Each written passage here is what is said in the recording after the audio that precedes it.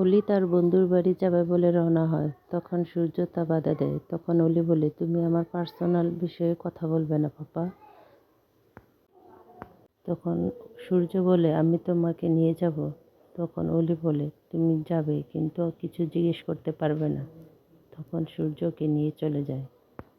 অন্যদিকে দীপার ওষুধ দেখাচ্ছে সাক্ষর স্যার। সাক্ষর স্যার তার মাকে নিয়ে আসতে যাবে। তখন সাক্ষর স্যার দীপাকে বলে, মিসেস সেনগুপ্ত, আপনি জয়ীকে দেখে রাখবেন। আমি মামা বাড়ি থেকে আমার মাকে নিয়ে আসতে যাব। সে সময় মিশকা জয়ীকে ফোন করে, কিন্তু জয়ী ফোনটা রিসিভ করে না। জয়ী মনে মনে মিশকার কথা ভাবে। তখনই সাক্ষর স্যার বলে, জয়ী, কে ফোন করেছে? তখন জয়ী বলে, পাপা কেউ না। তখন সাক্ষর স্যার সেখান থেকে চলে যায়। অন্যদিকে জয়ীকে সূর্য ড্রাইভ করে দিয়ে আসে তার বন্ধু সানায়ার বাসায়। তখন অলি তার বাবাকে বলে, বাবা তুমি এখন চলে যাও। সূর্য যেতে চায় না, বলে আমি এখানে থাকবো। তখন অলি বলে, না বাবা, তুমি আমার পার্সোনাল বেসিকে কিছু বলো না। তেমন সময় চারু ফোন করে সূর্যকে, বলে, সূর্য তুমি চলে আসো।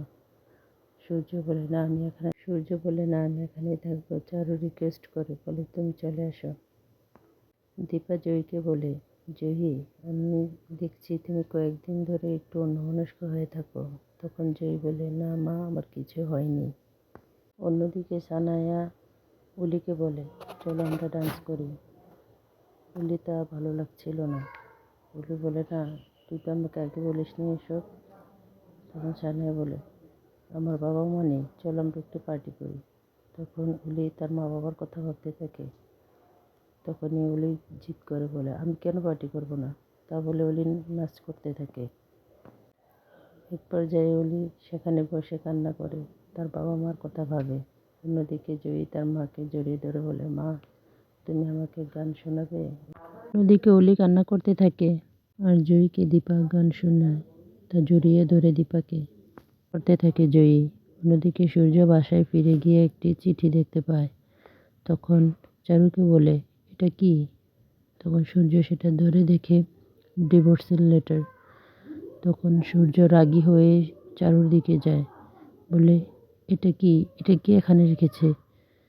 তখন চারু বলে, কেন, তোমার আর দীপার ডিভোর্স লেটার? তখন সূর্য বলে, তোমাকে এসব করার জন্য কে অধিকার দিয়েছে? সূর্য রেগে যায়। তখন চারু বলে, কেন, তুমি দীপাকে ছাড়বে না? দীপাকে না ছাড়লে আমাকে বিয়ে করবে কিভাবে? আমি কোথায় যাব? আমার বাবা মা তো নেই, আমি কোথায় যাব বলো তুমি আমায়? তা বলে চারু এখান থেকে চলে যায়। সূর্য কান্না করে। তখন দীপার কথা ভাবে। সূর্য অলিকে ফোন করে। অলি তখন বলে, তুমি কেন ফোন করেছো? তা বলে অলি ফোনটা কেটে দেয়।